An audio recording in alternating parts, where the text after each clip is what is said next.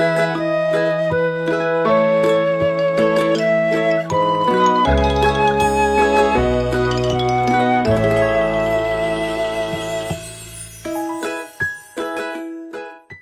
Whoopies! Today I'm gonna teach you how to make an angry hair clip crochet.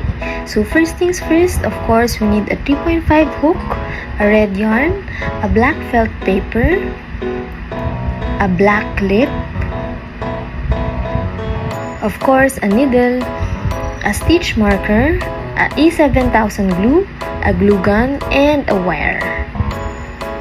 So let's start. First, we need to make 3 of these worm-like figure. So let's start. Let's start with the magic circle.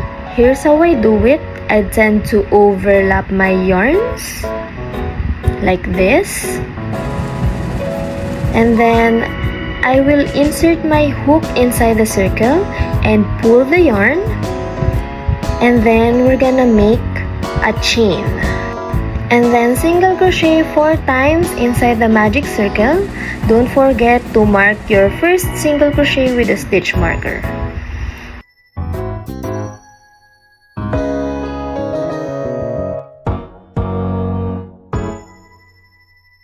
And then we're gonna pull it off to tighten, and make sure to make a knot twice to secure the yarn in place.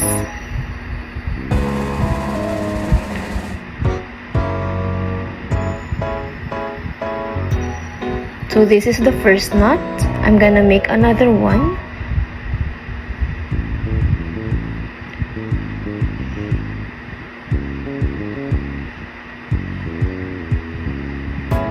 Like this. And then we will not slip knot. Remember, we have the stitch marker, so we're gonna remove it first. And then we're gonna stitch directly into that stitch. So insert your hook and pull and make a single crochet right away. And then that single crochet, you're gonna mark it with a stitch marker. And then continue with 3 more single crochets until you reach the stitch marker again.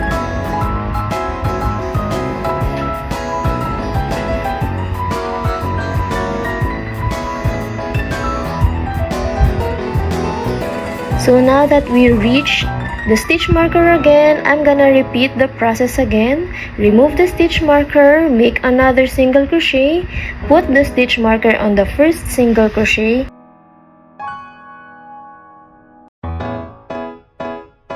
and single crochet around.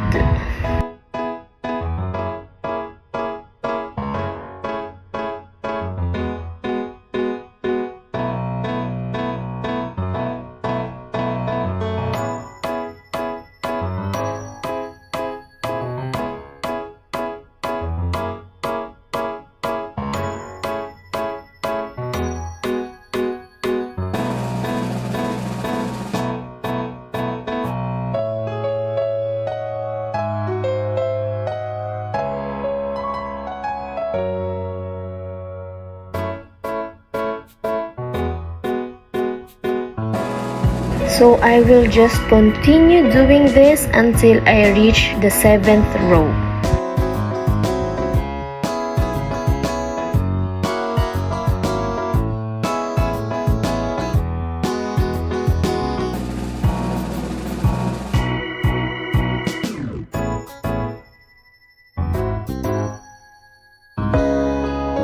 As you can see, it begins to form slowly like a worm-like figure.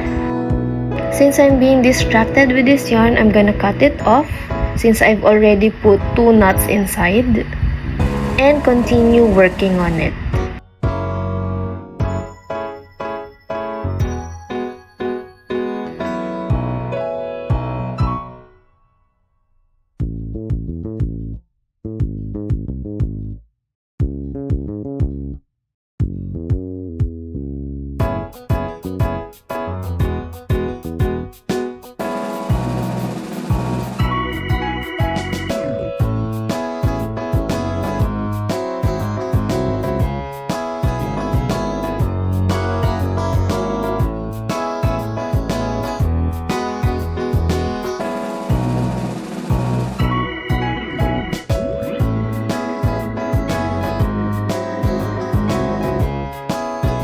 Sometimes it could be stiff because we're working on a small project, but patience is the key.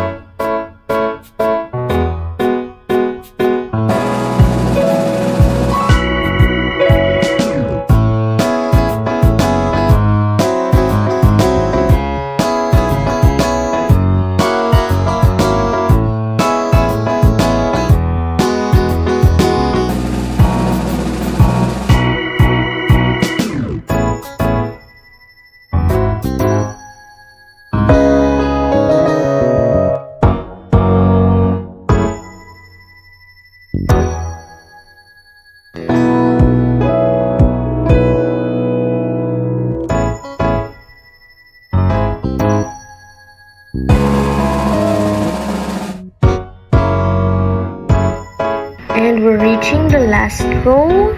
I'm gonna compare it with the first one, and it's almost the same length already, so I'm gonna crochet the last row.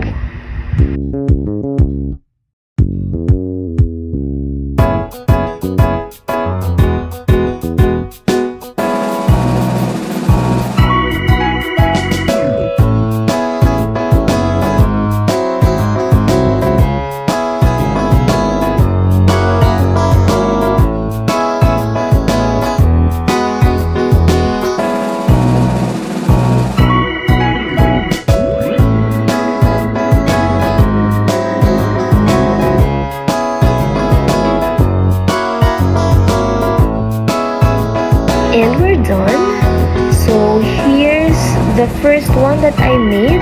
It should be the same length with each other. So we're just gonna cut it and weave the ends.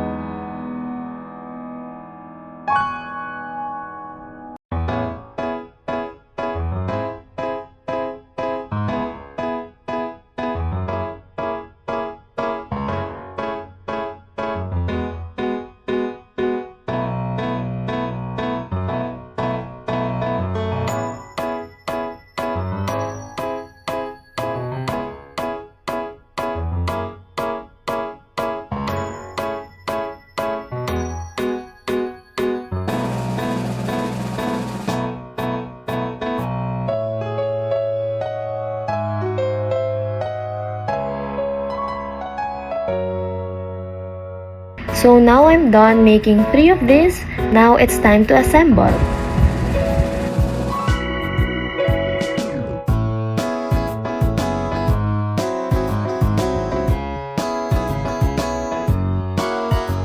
In order for it to have a shape, we need some wire. I used a floral wire. Let's just measure it, double the size of each one of it, and cut it into equal measurements.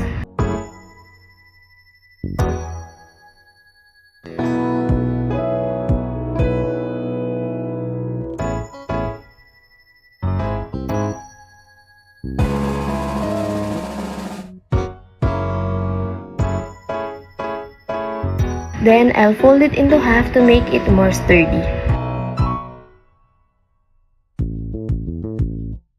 Just insert it and bend it to form the angry emoji.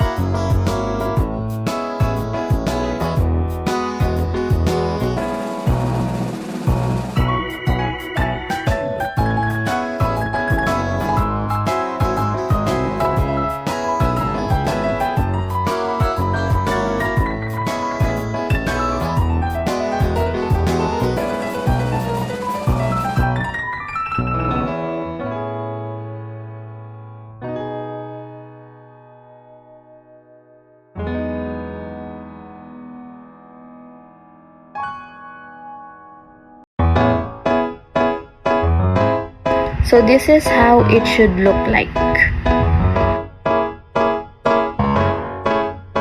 Next, I'm gonna get the felt paper. I just wanted to cut it evenly on each side.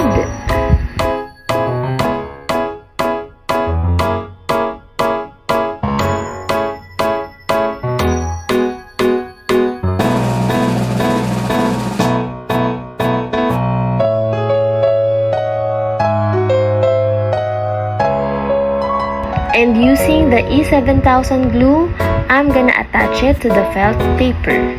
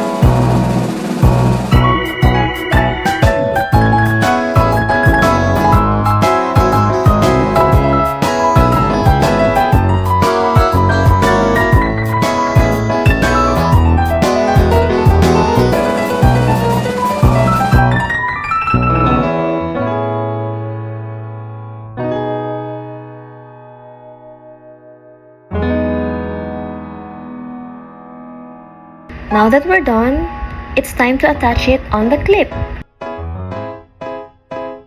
I used the glue gun for this one because the E7000 is only good for fabrics. And here's the final product! I tried to rearrange it further because I thought that I've attached it too close to each other. And it's done. Go wear it when you're angry, so you'll be angry but you're cute. This is how it looked like when I put it on my hair.